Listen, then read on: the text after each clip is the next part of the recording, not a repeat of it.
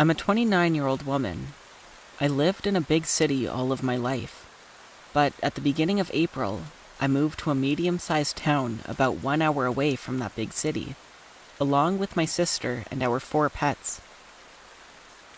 This happened after a month of living here.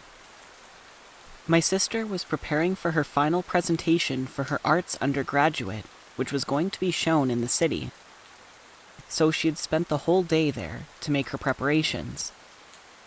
I was left home alone with our cats and dogs, so in the early evening, I decided to go for a long walk with my 2 dogs. We walked for like an hour, but about 5 minutes away from our home, as we were headed back, I saw a man knocking on a door about a block away.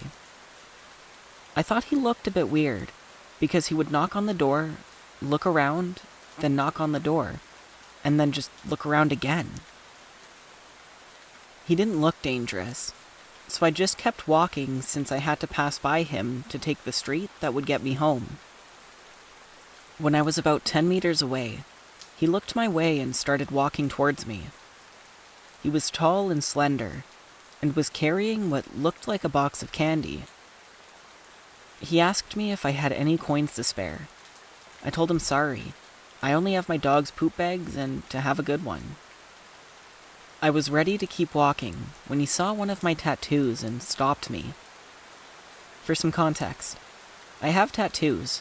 I'm not heavily tattooed, but I have several in my arms and legs. And since I was wearing shorts, the ones on my legs were visible. The specific one he was looking at is of a ghost woman in a traditional Japanese style. As he stopped me, he said, "That's a really cool tattoo. Would you give it to me?"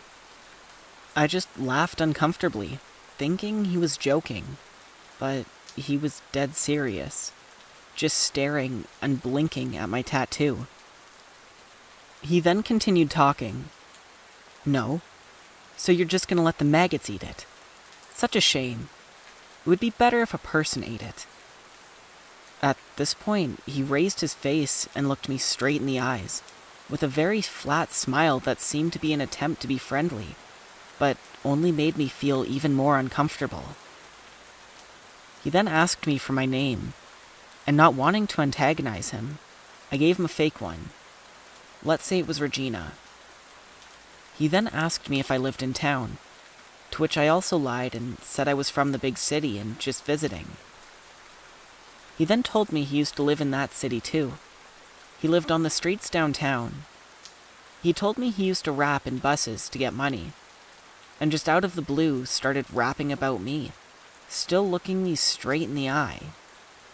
He rapped about how I was very pretty, how amazing my tattoos are, and in his rap, he said my name is Lorena. I corrected him and said that my name was Regina, not Lorena. Since I had suspicion that he realized I gave him a fake name and was testing me. He just smiled and nodded. He then asked me if I'd give him his number. I said that me and my dogs had to go home, and that we were expected.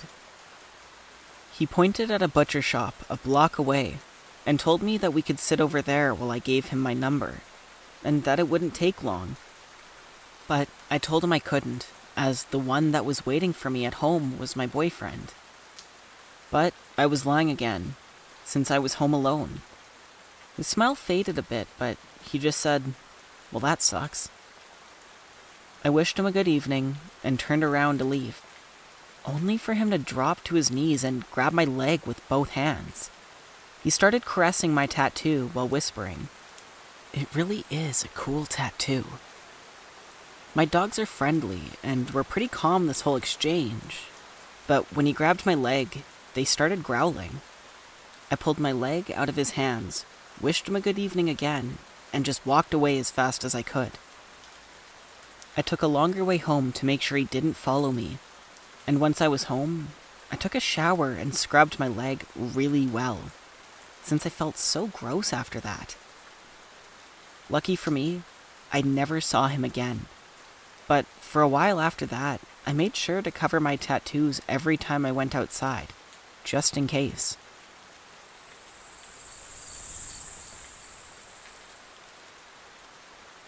When I was 21, I worked as an assistant teacher. I had plans to visit friends in another state and intended to spend the summer there, so I subleased my apartment and stayed with my parents for a couple of weeks before I left. My parents lived in a rural area of Wisconsin, just south of Madison.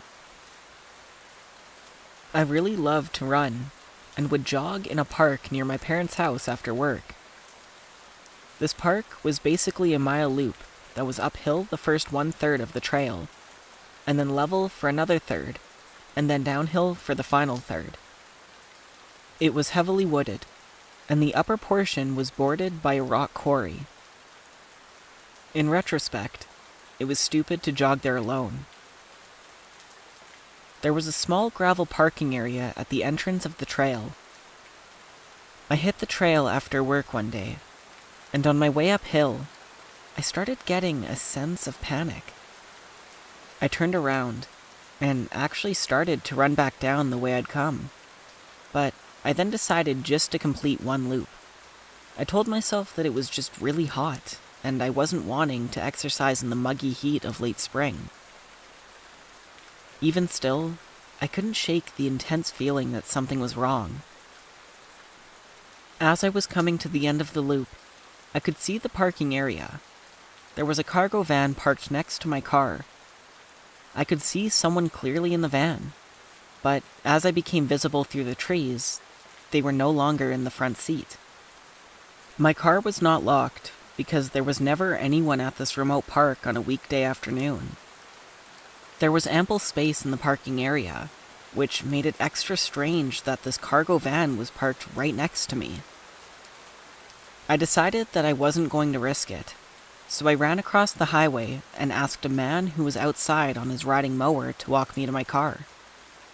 I explained to him my concern that there was someone possibly hiding in the van, and he agreed to walk me to my car and made sure I got out of there safely.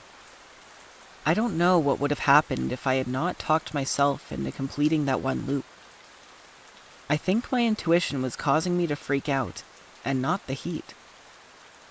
That was my last solo jog ever in an area that wasn't heavily populated.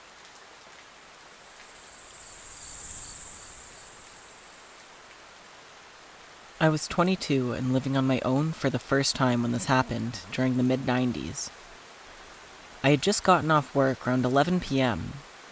To reach my apartment building, I could either walk on the sidewalk, which was lit with street lamps and decently trafficked, or cut across the communal garden, which was pitch black, set back from the street.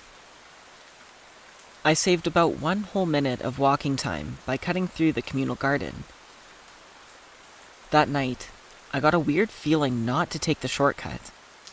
I kept to the sidewalk, but there was no one else around. When I got past the garden, all of a sudden, this large man pops up from its exit path. There was no way he could have been in front of me, or just behind me as I was walking. I would have noticed him. The only logical explanation was that he was hiding in the pitch-black garden. Was he a drunk who'd been sleeping it off?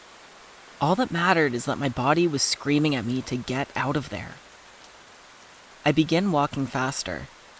My dad had always taught me to carry my keys in my fist with a key pointed out in case I needed to punch someone.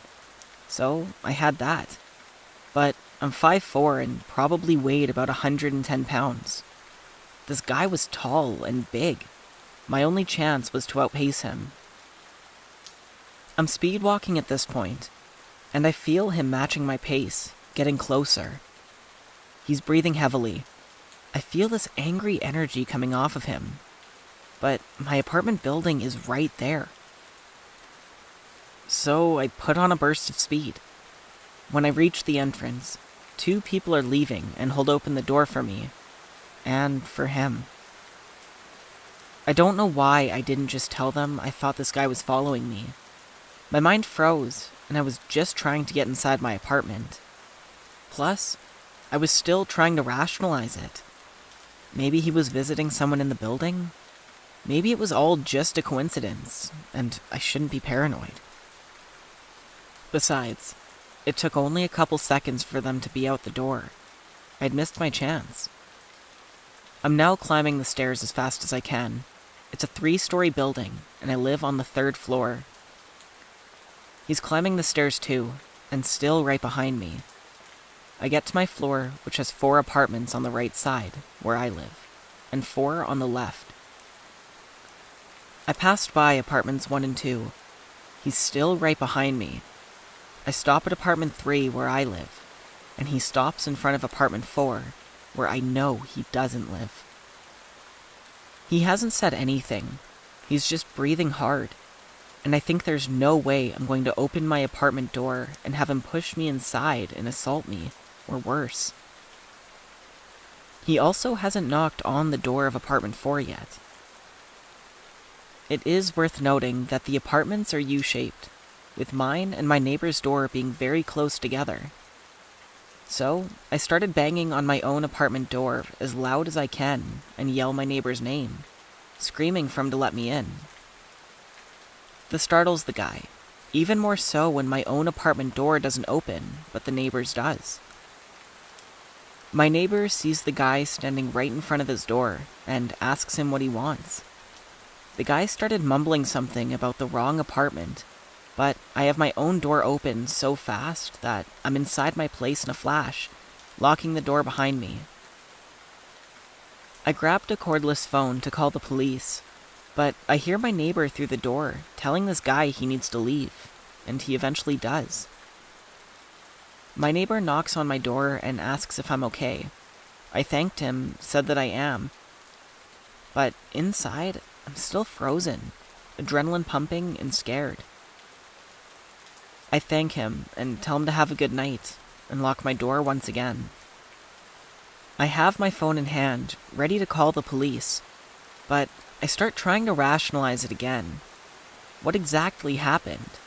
A guy followed me home but then said he had the wrong apartment. Are the cops going to care about something minor like that? I was trying to calm myself down, but I'm also berating myself. Why didn't I run the instant I felt him following me? Why didn't I tell the people we passed when the front door opened and I thought I was being chased? Worse, why didn't I tell my neighbor the second he opened his door and saved me? He could have let me inside his apartment, and we could have called the cops together. But because of my own stupidity, everything felt so ambiguous, and I was questioning myself. A couple of weeks later, I'm visiting my grandparents, and my grandfather is reading the paper. He tells me that a woman was assaulted in the apartment building across the street from mine. It was by the same guy. He had multiple convictions for sexual assault and had recently been released on parole.